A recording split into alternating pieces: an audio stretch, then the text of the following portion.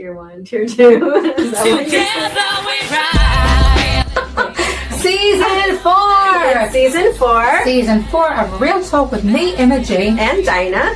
Where we will be coming at you every week with real, honest, authentic conversations with executives and healers, creatives and entrepreneurs about real conversations, authenticity, and what mental health sounds like. Yes, raising the vibration one conversation at a time. Every Monday, tune in here live.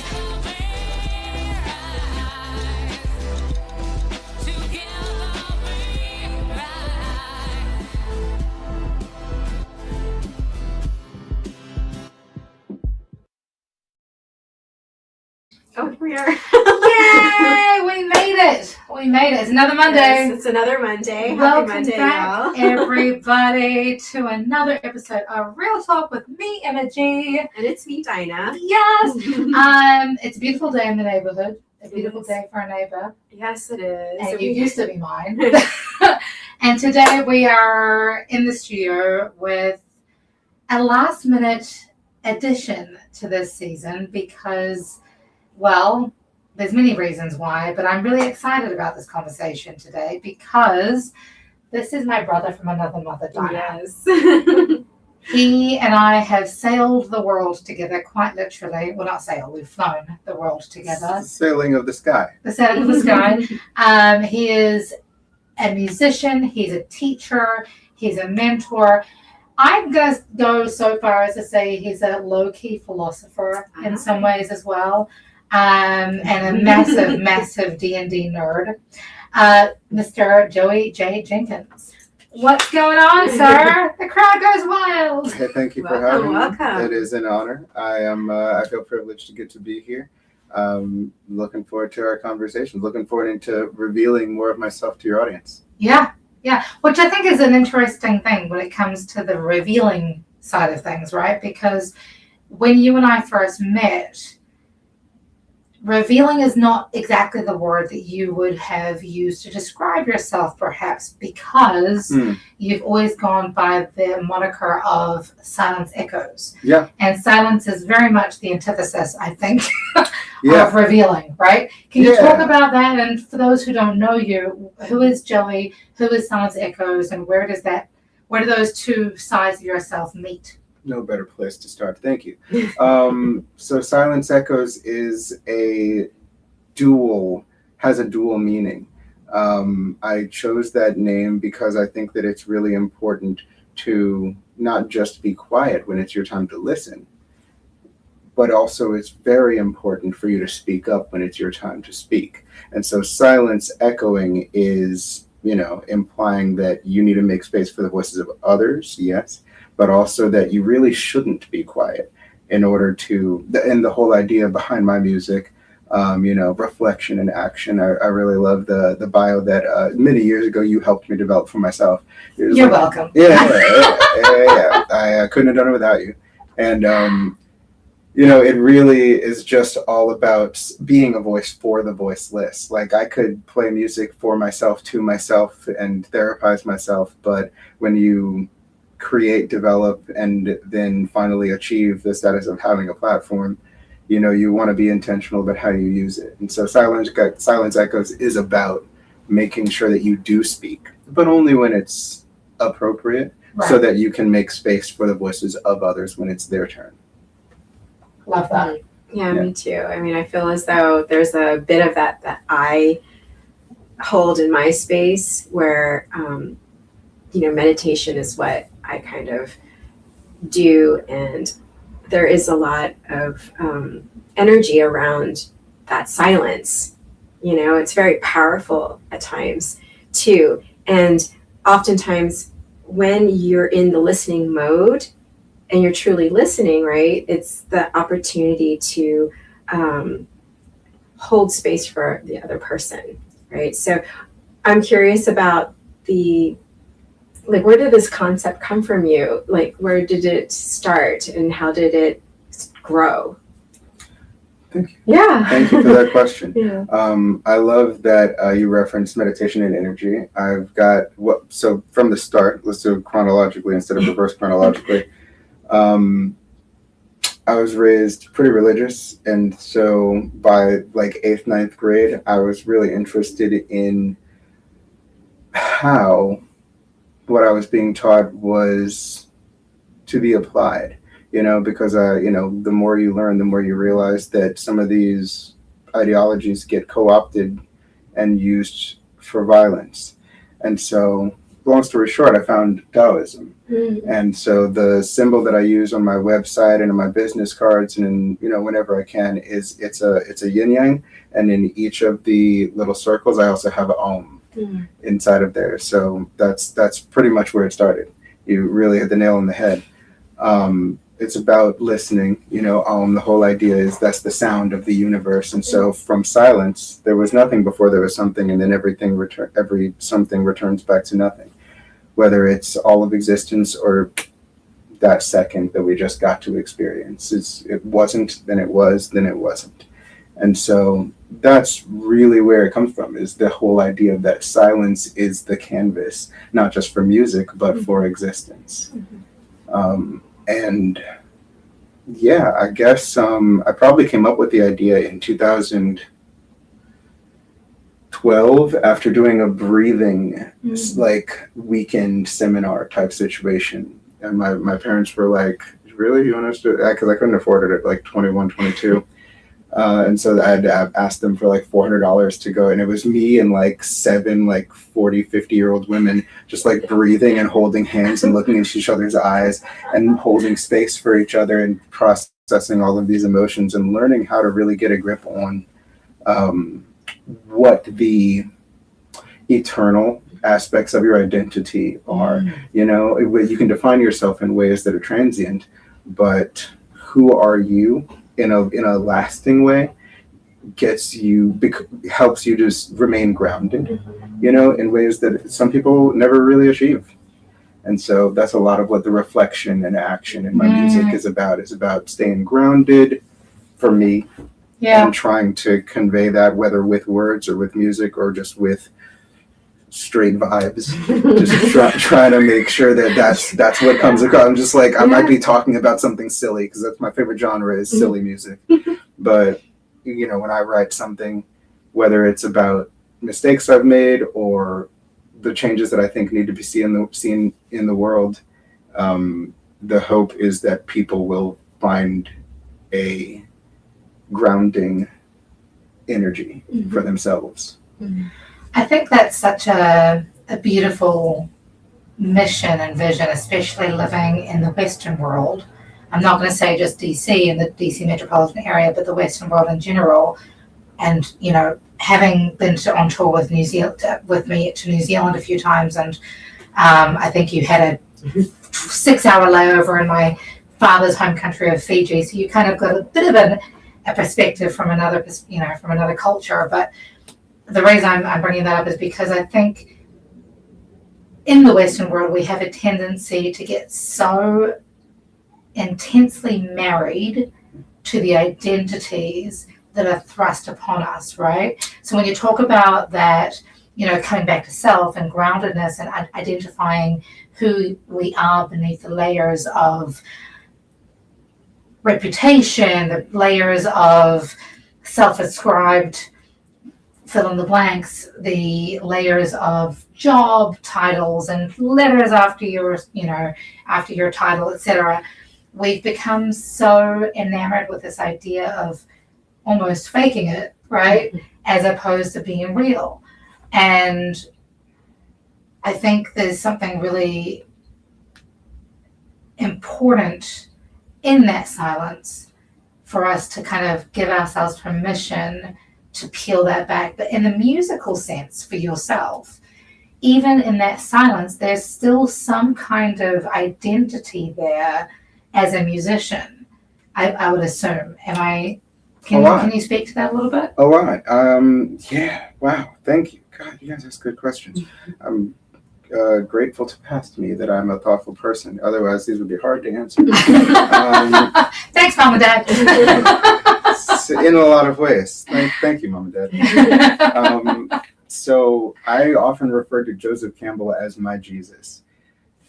The thesis in the works of his life can essentially be boiled down to dreams are private myths and myths are public dreams. And so he studied the cultures and the oral traditions and what we would call religions of the world for his entire life, traveling all over the world in an effort to kind of like extract from and average out what people find memorable and what people find grounding.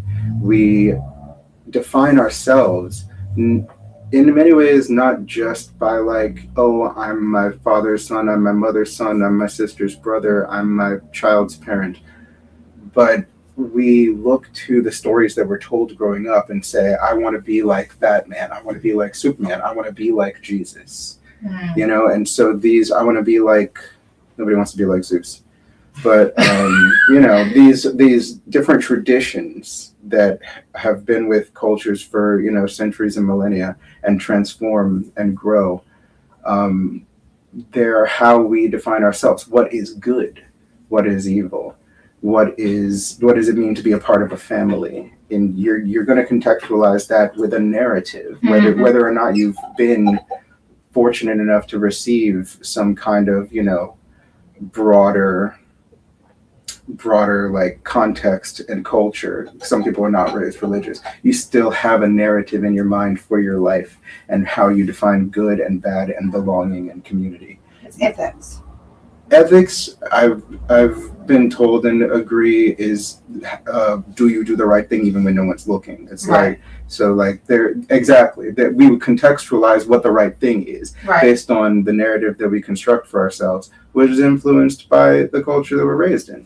And so back to your point, the idea of Silence Echoez is not just, thank you, doing for others, but it's also making sure that I understand and contextualize like who and what Joey Jenkins is. Yeah. You know, so in that way, all of the myths that I receive, I can translate into a private experience, and I try to give back by translating my private experience into a mythologized, metaphorical, you know, exaggerated storytelling version of myself Through music and writing. No, I love that. I think that's one of the reasons why, you know, when we first met, I think our energies were so complementary to each other, because that,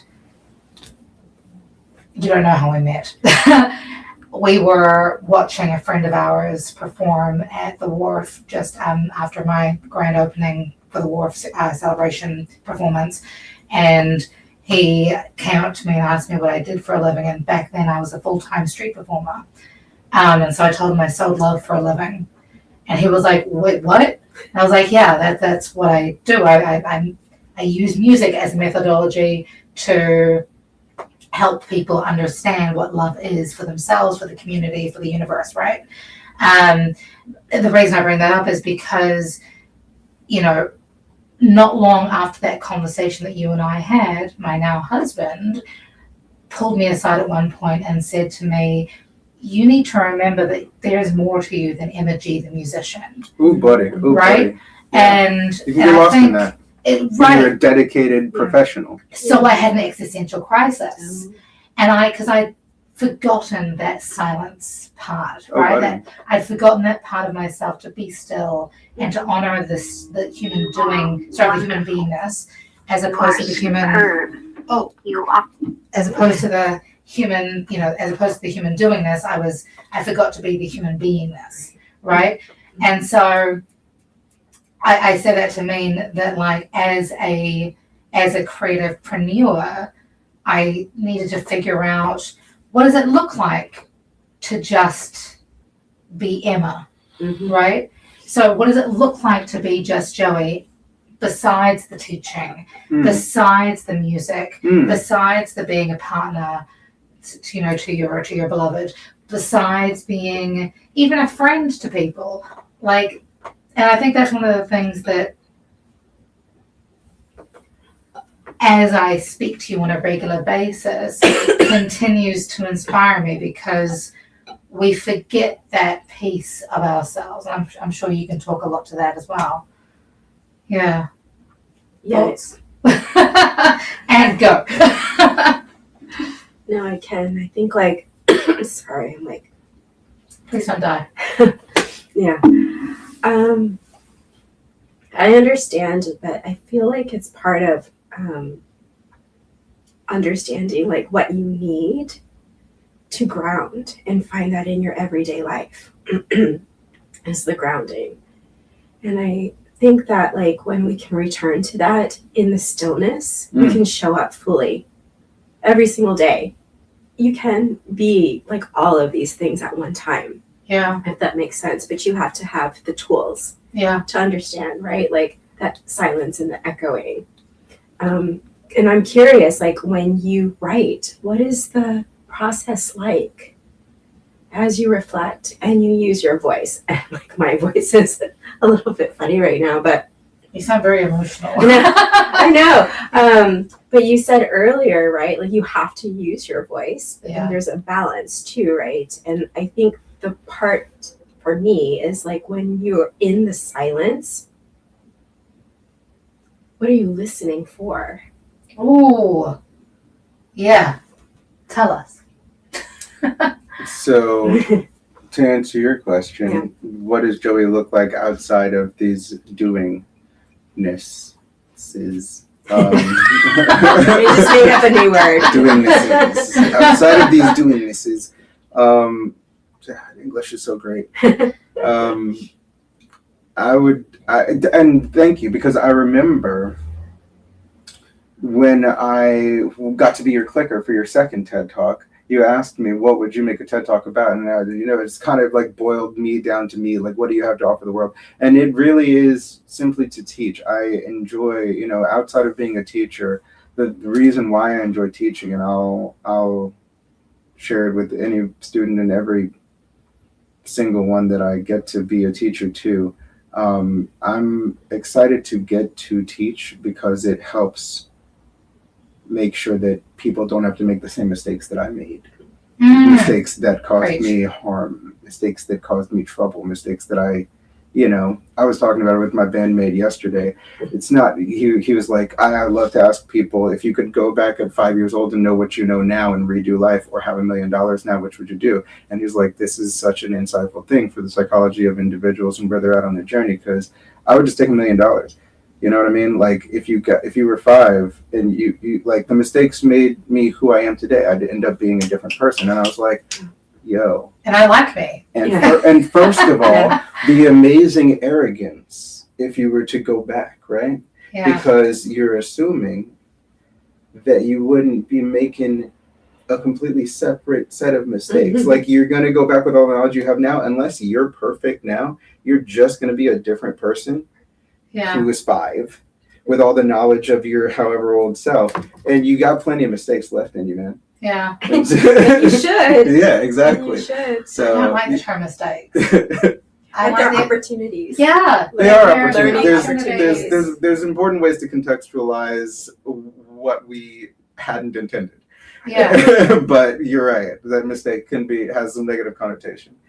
But to finish answering your question, I love to teach, and what I want to offer the world is who I have learned to be, not more than that and not less than that. Yeah.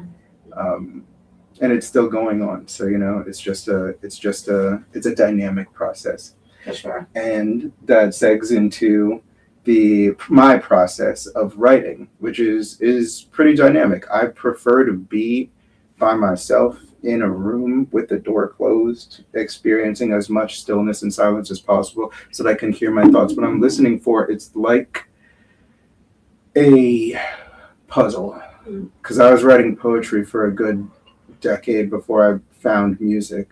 And so when I'm trying to express myself, and I also had a lot of trouble speaking as a child. And so when I'm trying to express myself with words, it's a lot of it's a thoughtful kind of thing. And I'm like, no, that's not right. No, that's not right. No, that's not right. No, that. And then there's like a click, with something. And so like, I don't often know what I'm even trying to say. But I'll in the same way that like a runner will feel their foot fall in the right place, or a swimmer will feel their arm fall in the right place. You'd be like, oh, my form is correct. Every single poem and every single song is like that, where it's not like I'm trying to express myself. That's a consequence of finding this path toward a destination. Yeah.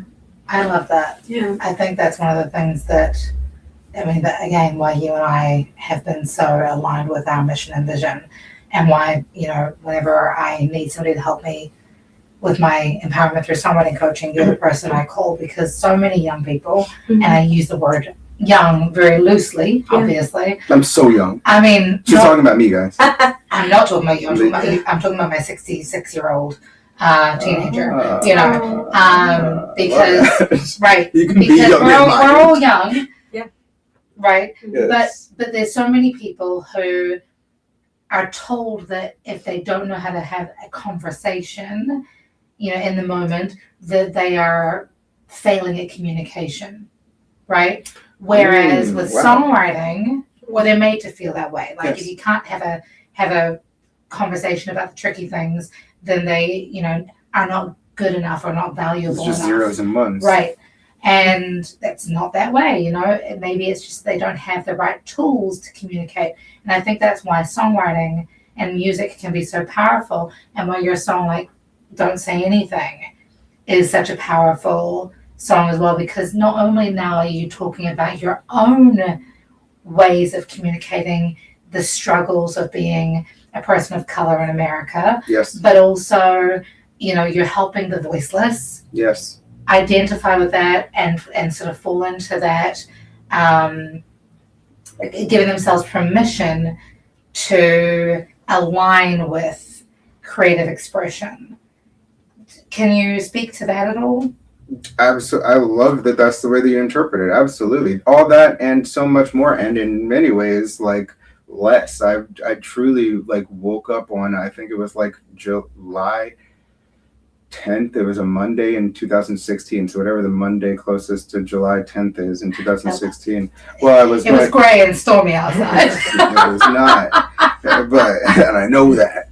But I only know it was a Monday because I woke up, saw the news, Michael Brown had been murdered, and I played it that evening at the T-Ball open mic that was hosted by my bandmate Rob. And so I know that it was a Monday because of that. I'm not, like, I do have a interesting, like, memory for, like, numbers and dates, but it was a Monday because I wrote it in 3 hours and played it that evening. And so it was just it's become a lot more to me since then, that now that other people have, like, acknowledged it and been like, this one's really good, dude. I'm just like, okay, thanks. You know, it was truly just like a wake up, feel your feelings, do the same thing that I had normally had done for a long time, and it turned out to just be what it is. Yeah. So you know, yeah, but I agree with you. Giving people an opportunity to see themselves in my music is a blessing that I try to bestow upon myself. I want to receive the you. I see myself in you, you know, from other people for sure. So giving people an opportunity to align with with their, you know, needs, the representation that matters, experiences. If whatever I write, it's related.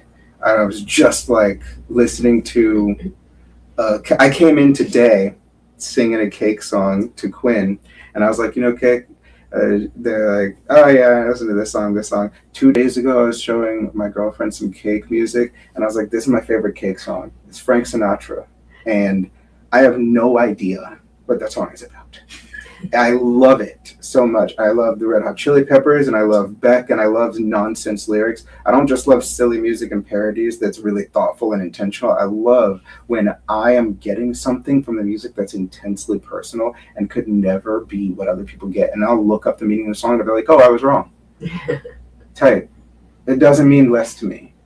You know, you get your own thing out of my music, and that's great. I love getting my own universe out of a song just because I couldn't possibly interpret it correctly. having no context. Wasn't that art? It's just interpretation, right? It's individual. Subjectivity of experience. It's going to, and there's an inevitability to that interpretation. There's an inevitability of that experience where it's like, even if somebody is just like, this is a banana, the point is banana. And you're just like, no, that means something different to me. Banana, I got hit in the head with a banana when I was 7. You know, you can do that. You're like, oh, my mom, every day I used to wake up on the beach and my mom would chop up banana and the smell of banana and she would fry them. And it's just you can get so many different things out of just banana. And you were like, the artist intended nothing more than banana. I went to the gourmet. You know, and so there's an inevitability of that subjectivity and interpreting even the simplest and most straightforward of art.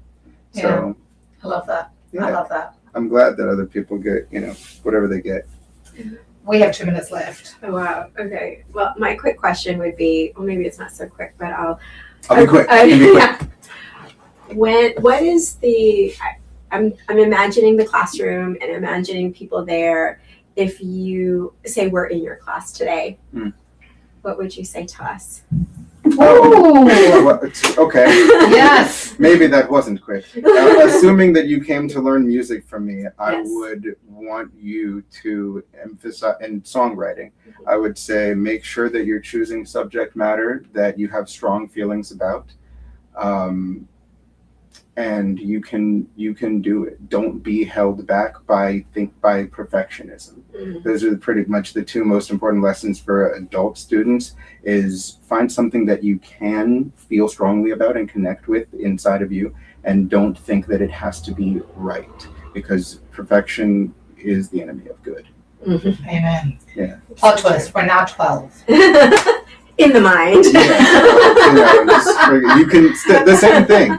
12 is old enough that I can say those things. I teach a lot of 6-year-olds, and so then I would be like, and make it fun. You know what I mean? I'm not going to worry them about like perfectionism, anxiety, but strong feelings is the first thing that I do teach my first graders to when we write songs together and present them to audiences. I'll be like, you gotta, what's something that matters to you?